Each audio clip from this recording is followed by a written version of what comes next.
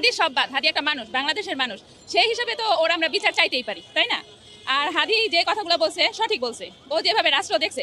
আমি Eden college থেকে political সায়েন্সে পড়াশোনা করছি, হাদিও পলিটিক্যাল সায়েন্সে পড়াশোনা করছে। তো আমরা যারা পলিটিক্যাল সায়েন্স পড়ছি আমরা জানি একটা রাষ্ট্র কিভাবে গঠন করতে হয়। আপনি এখানে দাঁড়াইছেন, ও আপনাকে মাইরা ফেলছে, তো এখন কি আপনার ফ্যামিলি চুপ থাকবে?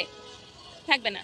মানে আমরা তো পড়ে এসেছি, তো হাদি তো পড়ছে যে একটা রাষ্ট্রকে এটু যে কিভাবে গঠন করা যায়, বা সেই ধরেন প্লেটো থেকে শুরু করে মানে বর্তমান বিশ্বে যে রাষ্ট্রগুলো চলছে এগুলো আমরা পড়ছি। তো সেই হিসেবে সত্য কথাগুলো বলছে। এখন সমস্যা হচ্ছে কি, সত্য কথা বাংলাদেশে হজম হয় না, ওর কথা হজম হয়নি, ওকে মেরে ফেলছে।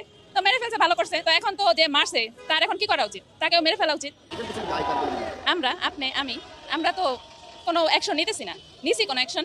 আজকে কয়দিন হয়েছে মরছে? কোনো অ্যাকশন তো নেই। আজকে যদি খালেদা জিয়ার ছেলেরে মারতো বসে থাকতাম? শেখ হাসিনার ছেলেরে মারতো বসে থাকতাম? থাকতাম না।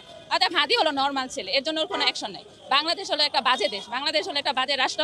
আমরা মানুষরা বাজে, কারণ আমরা আমাদের ভালোবাসি না। আমরা ভালোবাসি ভারত, আমরা বিদেশ চলে যেতে চাই নিজের লাইফ সেভ করার জন্য, কিন্তু আমরা আমাদের কথা চিন্তা করি না। আমার ছেলে ইন্টার পাস করবে, আমি বিদেশ পাঠাই দিব, শেষ।